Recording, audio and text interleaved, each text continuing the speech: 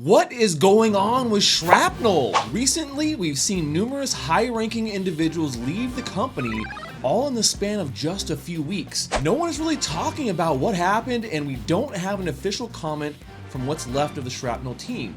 What we do know is that Shrapnel founders and investors have been embroiled in a lawsuit since November of 2023. In my latest intel report, I've acquired information about why all these important employees might be jumping ship at the same time, and it's almost unbelievable. It's mission time.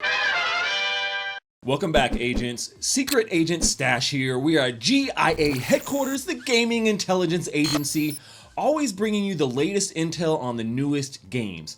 Today, we're talking all about Shrapnel.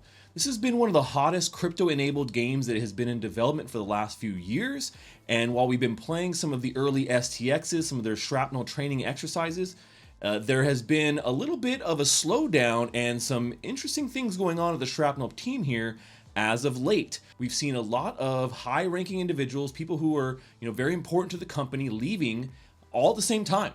And this is not, it's not just a small layoff here. And so we're going to break this down because we got some intel that I don't think anybody else has been able to acquire just yet. And so this may be breaking news for Shrapnel here and some of the things that we're going to be foreshadowing and things we've been talking about today as well. First, we're going to break down and talk about who left. Then we're going to talk about the original lawsuit, right? Then we're going to talk about the counter lawsuit. We're going to talk about who the bad guy really is in this situation, if there is one. And then we're going to talk about the launch of the Shrap token and how that kind of all ties into this. And then I'll show you the evidence that we have that this is bigger than anyone actually realizes yet. Now, before we get into this, I will say that, the Shrapnel team has been an amazing team to work with. I've worked with them over the past year or so, and I can't say anything really bad about having to work with these guys. They've been a pleasure. It has been easy to work with them. They have done so much for the general gaming community, and had so much goodwill and really pushed the envelope of what it means to be a company that is developing with a Web3 ethos, right? And I think Shrapnel's always, in my opinion, been kind of the pinnacle of that, right? Now, what I will say is I do own Shrap tokens. I have not sold those tokens yet, despite this information. So that's something I wanted you guys to know. All right, let's jump into this, and we're going to talk about who left here first, what's going on with the team, and then we'll get into the lawsuit. Okay, so for our first bit of evidence here, we are heading over to LinkedIn. So as you can see here, these are all the people that are still currently working for Shrapnel, or say that they're still currently working at Shrapnel. We have some of the high-level guys, Calvin Zhu, Mark Long, right? These guys are both co-founders and CEOs. They have different relationships with the parent company that we're going to talk about here later, and with Shrapnel as a core. Then we have people like Tony, who's been amazing to work with their head of marketing, Mark McCurry, Don Norberry, and quite a few others here that we see. And, most of these people have not talked about leaving, but we're going to talk about who has and why it's really important. So first one up here is Clint Bundrick. Now he's the principal designer at Undead Labs. That's his new position, essentially. But he was the creative director for Shrapnel from 2022 till August 2024. Here just earlier, a couple of weeks ago, he is essentially saying that he's gone, he's left, right? So he's moved on. So this is one person. Creative director is almost as high as it gets, right, when it comes to the actual game. Then we look at another key personnel here, Paul, and Paul also has resigned his position here as head of studio services at Shrapnel. Also a big upper level management position here. We also see Andy Johnson, who is an executive producer, former executive producer. And right now, he's working with doing some kind of game production course creation. But once again, same thing, executive producer until August 2024, as you can see here. We also have Mark McCurry, who was the chief blockchain officer at Shrapnel. And whereas his LinkedIn doesn't say that he has left Shrapnel per se, it does still say that he is, the blockchain officer here from, August 2023 to present. On his actual X profile, he did talk about this and says, "I know it comes as a shock, but this morning I made the difficult decision to resign my position at Neon Machine, the parent company to Shrapnel. I am no longer associated with either project. He won't be commenting more at this time." Nobody's commenting. not just him. Nobody I've reached out to wanted to really comment on this, and for legal matters. And that's essentially what I was kind of told here, for legal matters. And that makes sense. It's not like that's, that's uncommon, right? We've also seen one of my friends here, Peyton, who, if you guys know, he's the founder of the Wolves DAO. He was also at Shrapnel and has also resigned his position and moved on. So there's a lot of people, and these are just kind of the higher up people that you probably will know and maybe you've heard of. There are a swath of designers and developers who also have been laid off and are no longer with the company. All this happening here in just a few short weeks in August. Now, when you look at some of the other people that are pretty key here, Tony is also one that is, been the head of marketing here for Shrapnel. Great guy to work with, stand-up dude, but based upon the intel we've received from some of our sources, we do believe that Tony is also going to be stepping down, even though he hasn't officially announced it yet. This is just speculation, so you guys know I don't have any official things that I can share, but based upon our intel, we do think that he also is going to be stepping down, and that should be announced. Look at all of this and what's going on. The big thing is, yeah, there was a lawsuit, right? This story was broke last year in November, and all of it really kind of starts with this man right here, Court Haveron. This is the CEO and founder of a company called 4D Factory. Now, he is essentially the major or majority owner for the parent companies that were involved with Shrapnel's creation and investment and quite a few other things, right? So this story about Shrapnel's lawsuit is not a new story. Like I said, this broke in November of 2023, as you can see here on Law 360, which was picked up by quite a few different, crypto-specific news outlets. But essentially, this is the original story that was out there, right? November 27, 2023, 6 founders of blockchain game studio Neon Machine filed a derivative lawsuit, right, seeking to stop its controlling stockholder and new self-appointed CEO from destroying the company and raiding or attempting to raid Neon's coffers. This is how they put it in their countersuit, right? And you say, okay, countersuit, well then there must have been an initial lawsuit, right? There was. Now the thing about this is that in all these press releases and things, we didn't really see too much about, well, what does this initial lawsuit look like? We're going to look at that here in just 1 second. So as we said, they filed this against Court Haveron. He's the founder and CEO of media technology 4D Factory. Haveron and his 2 directors are acting only to entrench themselves in a board majority, causing severe harm to Neon, exposing it to tens of millions of dollars in liability, restricting its ongoing business operations, and eliminating its ability to raise additional funds, is the complaint inside the law, inside the lawsuit right there. So Haveron and his 2 directors are preventing Neon from issuing preferred shares to 2 venture capital firms, Griffin Gaming Partners and Polychain Ventures, in exchange for their $8 million investment they made to Neon in September 2021. So, this is coming out saying, hey, this guy is essentially trying to insert himself. He's taken over the board, and he's stopping these this money or these tokens, right? This investment that they've invested in from getting to these people, right? That have invested money. So as we see here, rather than kind of making good on their agreements, Haveron essentially replaced Mark Long, the founder, as CEO, and you gave him the boot, right? And then put his own board into control. In addition to Long being a plaintiff here, we also have other Neon's, kind of creative officer Colin Ferran, its head of business development Naomi Lakoff, chief operating officer Aaron Nonis, chief technical officer Don Norberry, and chief marketing officer Mark Yiend. These are all the C-level guys, right? These are the top guys. They're all individually in this suit against 4D and Haveron, right? So, this was a pretty short explanation of what was going on, but there was actually a lot of information that was left out. And the only real way to find this information was to go back as far as we could to find court documents directly from their proceedings here that start off with how this all got started. It's like, how did we get here? How did they even get to a countersuit? Well, it was because originally Haveron here, right, he filed for United States bankruptcy, and you can see here his company 4D Factory Inc. Is the debtor in this case, filing for bankruptcy, Chapter 11, right?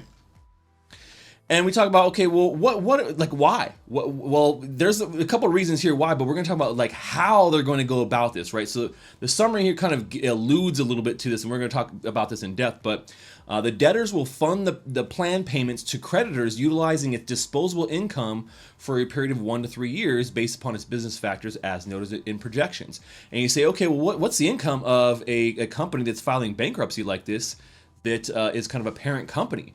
Well, that's where a lot of this starts, right? That's where a lot of this issues with the Shrap tokens actually start. So what is 4D?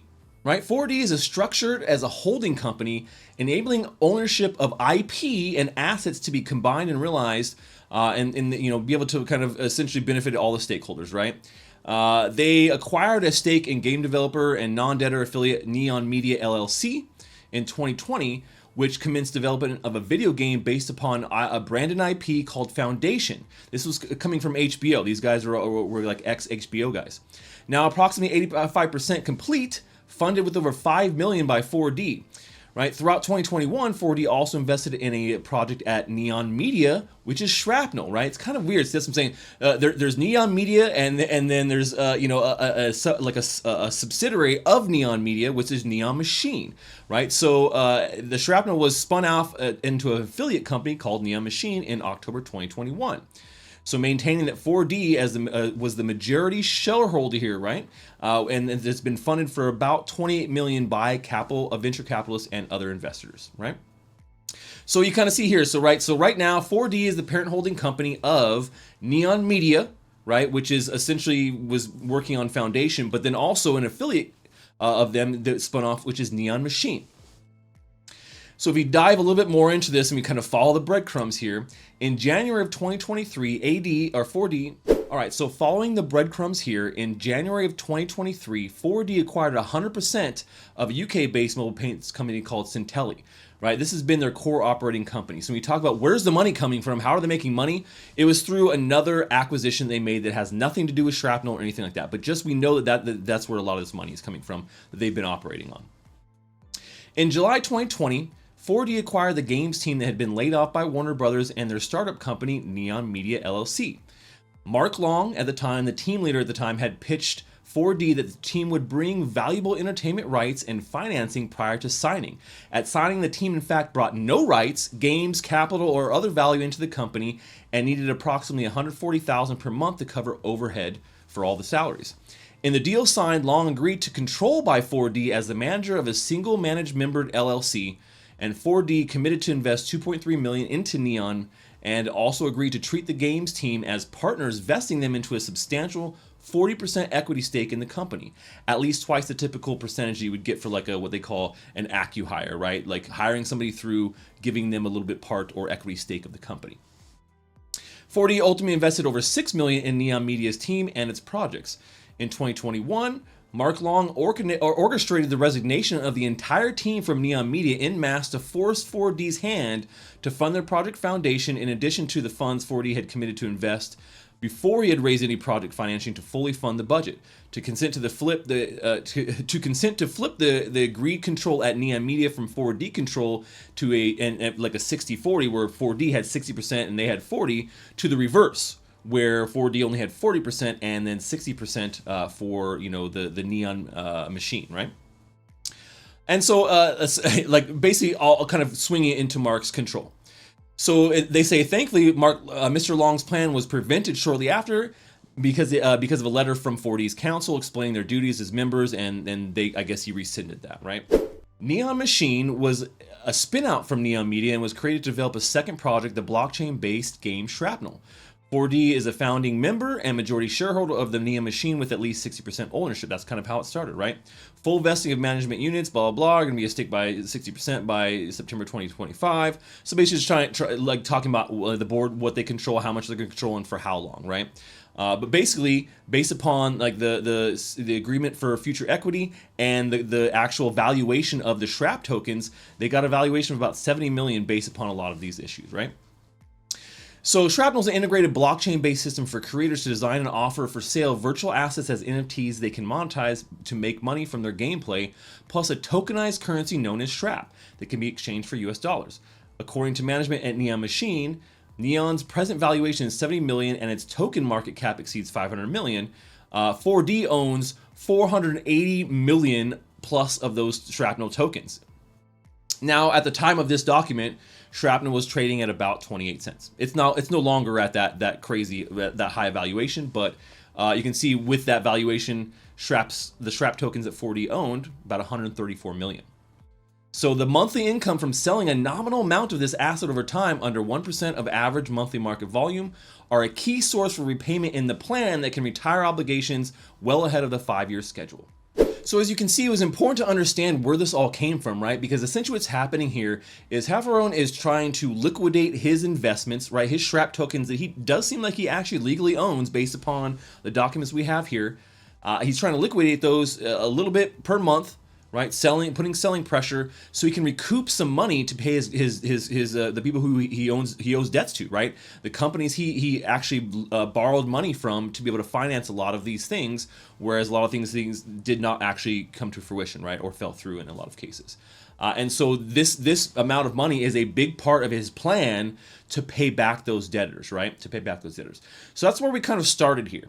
And then we talk about, okay, and then going back to, all right, well, now this is where this counter lawsuit came in, where they're saying, hey, this guy's coming in here. He's appointed himself as CEO. He's changed the board members so we don't have control. And he's trying to raid our coffers and take our Shrap tokens and take our money. And it's all because he's trying to pay off his debts. Well, all is true. It's just they didn't go into a lot of detail of exactly why it was true, which I think is super important, right? So that's kind of how the Shrap token, kind of plays into this. And we look at like, well, who's the bad guy, Stache? Who is it? I mean, it's really hard to tell from these, right? Is it Long and some of the higher up Shrapnel companies? Did they really try and not be able to deliver on what they were needing to deliver here, or is it Haveron and his company 4D where they're trying to take their rightful tokens, right, and be able to use those and sell those in a manner that he sees fit, right? And so this gets even deeper here, right? Because what it comes down to is that, yes, this is it originally started with the Shrap token, but it's going to get even worse after we see kind of what's happened here in August. So what we saw here, we'll say, is earlier this year, we saw a launch, obviously, of Shrapnel for its first playable, kind of STX events, right? We saw the launch of the Shrap token, in the previous year, and then a few months later, we saw an actual playable version here. Now, the kind of, as we saw this kind of lawsuit pop up around the same time that Shrapnel token was launched, right? It kind of makes you wonder, like, well, how did this kind of come about, and was there an agreement? So essentially what this is showing here, it says on April 22nd of 2024, after reaching a consensual resolution in principle regarding the issue of network launch and certain related matters, so what that means here is that to be able to realize any of these profits that they were having, right, or that they could have, right, any of these unrealized gains, and that they had to launch the network, right? They had to launch the token, and they had to start getting people playing the game, but essentially get the network launched. So what this kind of alludes to is that there was an agreement between Haveron and the Shrapnel team or Neon Machine to launch the token, right?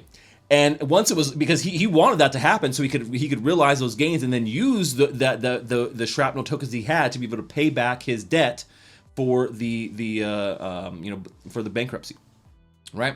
And then it even says here on April 26th, the debtors filed a motion for an order authorizing the debtor and Neon Parties Limited agreement over network launch, right? So they had an agreement, and it was filed, and it reflects a consensual resolution between the parties. So they all agreed, right, to launch this token because of we don't know what the agreement is, what they agreed to, but they did launch it and based upon that agreement.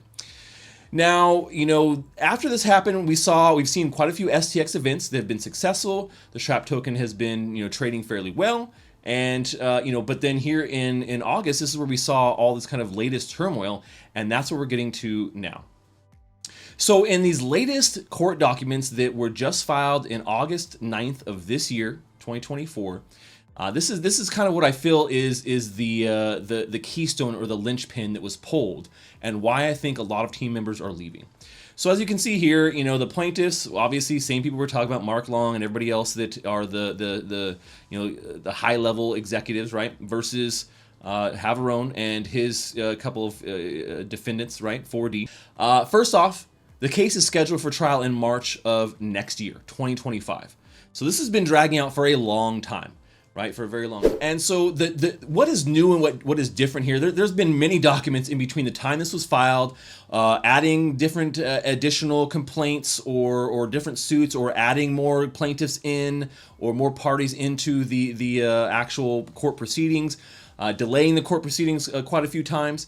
All that kind of happened in between here, but now we finally have some clarity and an addition that is so big here that it changes the entire nature of this lawsuit and you know, the relationship between Haverone's company 4D and Shrapnel or Neon Machine, right?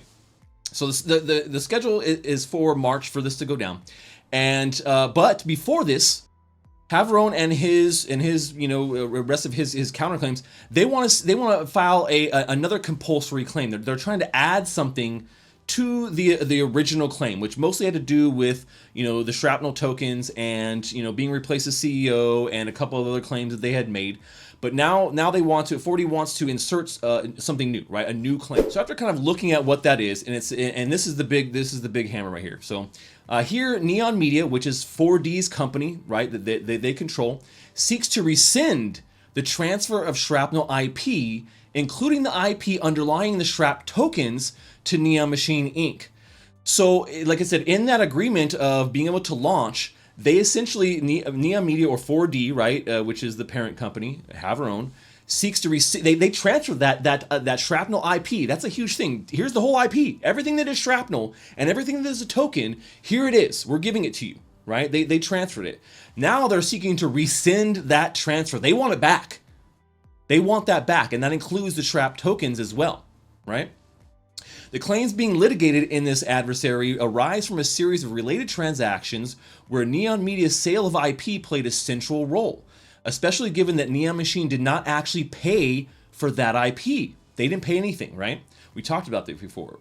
Every other party has claims related to the ownership of Shrap tokens, IP that was expressly among the rights transferred in the IP sale, right? So we have lots of parties that have kind of some sort of claim on the tokens and the IP.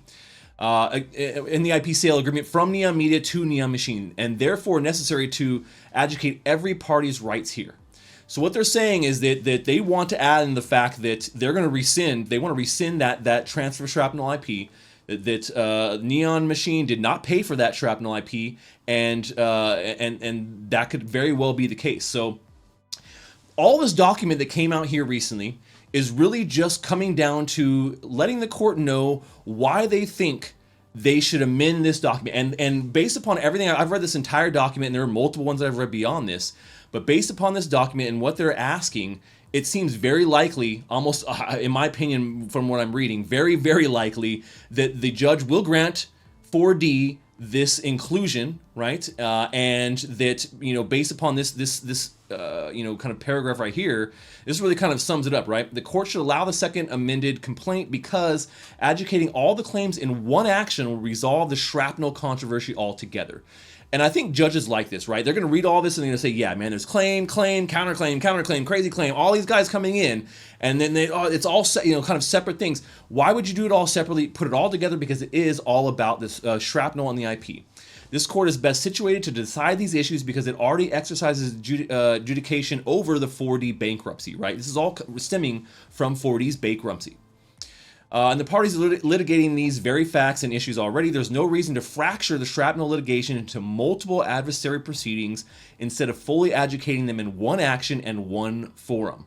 If anything, fracturing the litigation risks incongruent results.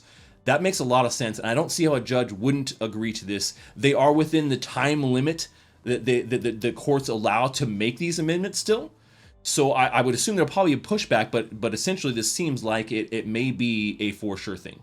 So to summarize, Shrapnel or Neon Machine has been in this lawsuit with the parent company 4D, Haverone here, for the last year almost, And, originally this started off being about Shrap tokens and kind of some mismanagement issues that they said that he was making. He was just trying to take claim upon what he felt was his actual, right to do so, to be able to replace board members and to be able to get the tokens that he was allotted, and then sell those for his, bankruptcy claim.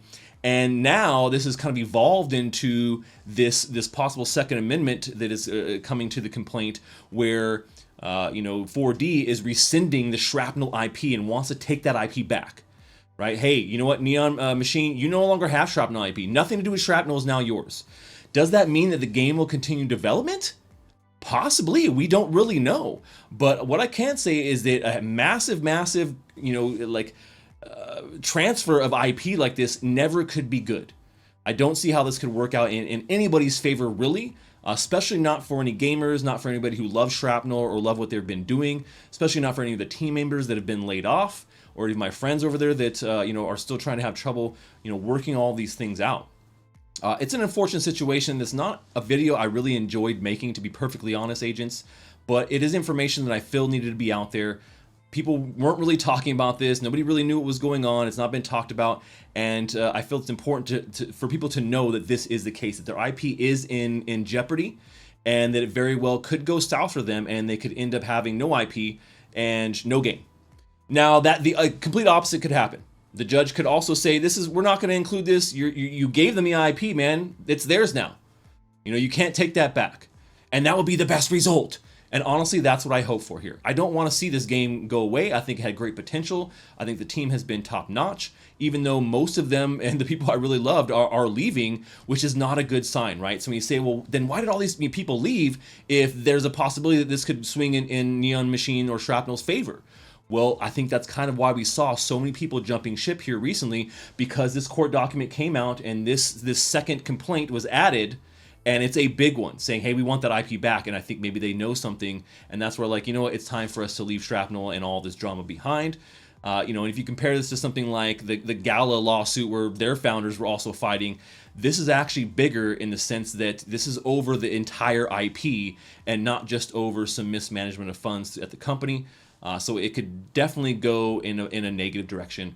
But I really hope that it doesn't. Well, there you go, agents. Not really, the best news here, and, take this information with a little bit of a grain of salt, but it did need to get out there, and it did need to be said. So that is all we have for today. As always, this briefing never happened. Secret Agent Stash, over and out. Secret Agent Stash. Secret Agent Stash.